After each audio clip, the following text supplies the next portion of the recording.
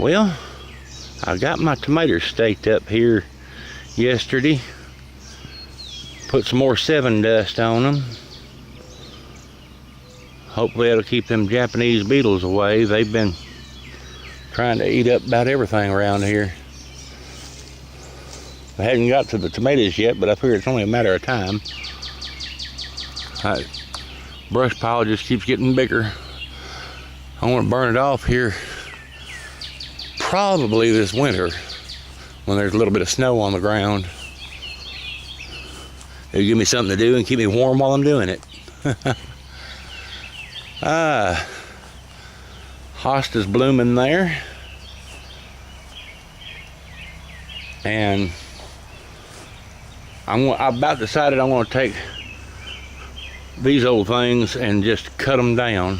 That one and that one there. That one there has got a big dead spot on it. And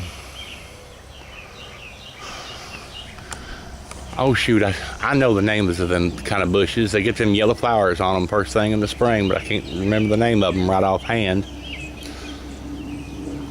Now last year, let's see, that hosta hasn't bloomed yet. Now there has the one in the front yard, but it sure is big. I'll tell you, it's good sized. Last year, I picked a couple of wild Rosa Sharon plants, 3 of them, and I planted them here, and they come up good, but one of them didn't come back this year, but the other 2 did, and they're already as taller than I am, and got blooms all over them. Some of them a little bit darker and some a little bit lighter. Now I saw a couple of Japanese beetles on these, but I hadn't seen that. I dusted these a while back, and I hadn't seen no more since. So hopefully we won't see no more get on there. And I sprayed some weed killer back in here a few weeks ago, and it killed off all the old columbine that was in here. Now there's weeds growing back just as fast, but I'll get in here and spray some more weed killer and try to find something I want to plant in there. Look at that mess. I hate them things. Them things will grow up and turn into these long vines. We call them hummingbird vine. I don't know what it is called really, but that's what we call them. Mama picked up a cherry tomato plant and put it in that pot there. And it's outgrowed the 4 tomato plants I put over there about 2 weeks ago. Well, no, I guess it's close to a month ago I put them there. Yeah, I put them there a month ago, and she put this here about 2 weeks ago. And it's already huge. It's already got some tomatoes on it. The sage looks dead, but it's just went to seed. And heck, it's still got a couple of blooms on it. Here's some more hosta. I need to dig these things up and divide them out a little bit. And one of our rose bushes here, peach colored roses. Things growing like gangbusters. I don't know what kind of plant that is either, that bush, but it gets red leaves on it in the fall and it's real pretty. I forgot to trim that spot there when I mowed. And we got this old patch of white grass over here. I leave it there because the dogs like to chew on it. I don't know, maybe it helps with an upset stomach or something, I don't know, but another hosta's in bloom. This is another one of them plants that gets the red leaves on it in the fall, and it's gotten pretty big. My bedroom window's behind that, and I don't mind not being able to see out of it because this thing shades it well enough that the sunlight no longer sends the heat streaming through in the summer. I can still see through it in the winter. Now I took one of them helicopter seeds. They just fell down in that pot that was last year, no, year before last. it fell in the flower pot back there that has the cherry tomato plant in it, and it took root and started growing. And then last spring of last year, I planted it in the ground, and now I've got a pretty good maple tree coming up out of it.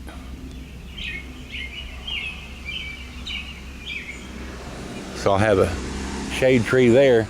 This old maple tree here is so dry you can light it with a match, and I can prove it because I lit that spot right there with a match, and it was smoking, had smoke coming out them holes all the way up there. Carpenter ants have gotten to this stump and have been chewing away at it, and the big holes are from a big old woodpecker we get around here that comes and digs out the carpenter ants and grubs and everything else in there. And I've chopped and chopped at the bottom of that thing, as you can see, and I'm hoping to eventually get the doggone thing to fall over where I can go ahead and burn it up. I would let it burn where it stands, but it's not too far from the house, and I don't want to melt the siding off the house. So hopefully I'll be able to get it cut down here for too much longer. I got my old man, I can't think of names to hydrangeas. Hydrangeas are getting awfully big this year and starting to get a few blooms on it opened up.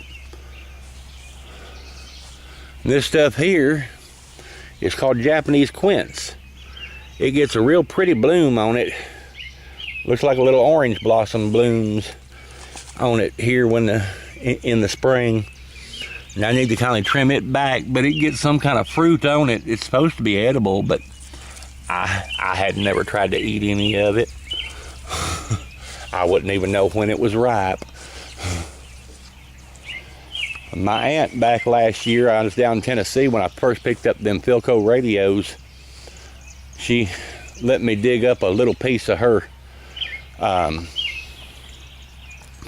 Pampas Grass, and I put it in the ground over here last year, and it barely survived, but it did come back this year, and that's a stand of it right there. So hopefully in a few years we'll get a lot more of it coming and get it to where it flowers on top and whatnot. That's wild iris there. And then over here is, of course, another hosta. Big old blooms on it, flowering. And these old crabapple trees here, they're going to be cut down sometime this year or next year, one or the other. Just tired of dealing with the crab apples and tired of dealing with the mess. I just mowed here yesterday, and you could see all the leaves that have fallen from the thing since yesterday. There's a boxwood there. That stuff there is called foamy bells, I think it's called. It gets these little blooms like that on it. It's called sweet tea foamy bells. That's it. Looks like little, kind of like maple leaves, but it stays awful close to the ground. And that little fire bush there, in the spring the whole thing turns red, but just when it sends out a new growth on it, now the new growth will be red on it. I don't know what that grass is, but it gets these purple berries that shoot up out of it. And Mama bought a holly bush. She called it a holly bush and put it in the ground. I said, well, Mama, that's a tree. She said, well, it ain't gonna grow up to be no tree. I said, well, it is. She said, not if I keep it cut back. I said, well, you better do a whole lot more cutting back than what you've been doing. Another one of them things like that and over there. Our rhododendron was about half dead, and the other side was green, but it wasn't growing. And so I dug it up and put it back there behind the garage to see if it lives or dies. And meanwhile, I put azaleas where the rhododendrons were. And that mostly Mopar International Harvester fella, he was talking about his garden over there in New Jersey. And this here is our little stand of lavender coming up here. And then of course there's another boxwood and a great big old hosta growing here. It hasn't started flowering yet either, but it needs to be divided up bad. It's about gotten too big for that spot it's in. And little potted things there, we got to repot all them. I don't know what they call these two in the little pots. It's some kind of, you'd think it was a cactus. It's got them spines on it, but they don't stick you like a cactus does. They're soft needles. And that thing there doesn't really have any needles on it. They call it a Christmas cactus, I think. But it'll put on pink blooms on it, oh, right around between Thanksgiving and Christmas. And here are those two rose bushes. When I got the deck done, or when I got the ramp done,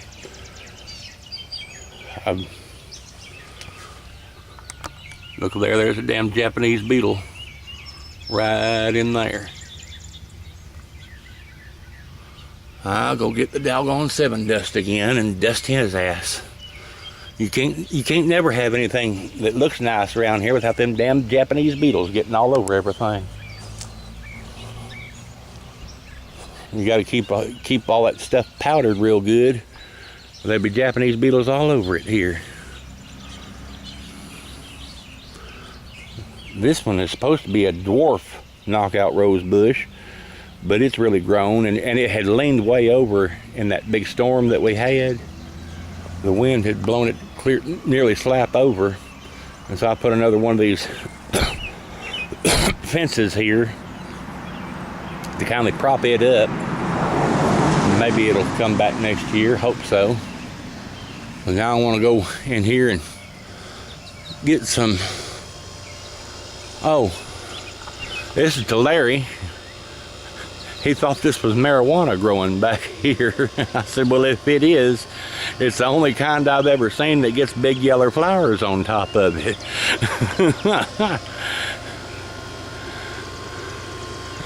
And the sedum there is fixing to try to start blooming out already. So it'll get some pink blooms on it before too long. And there's more wild iris over here. And that's just about it for our yard here. So I'm gonna go ahead and shut the camera off here now and go in there and get the 7 dust and sprinkle that rose.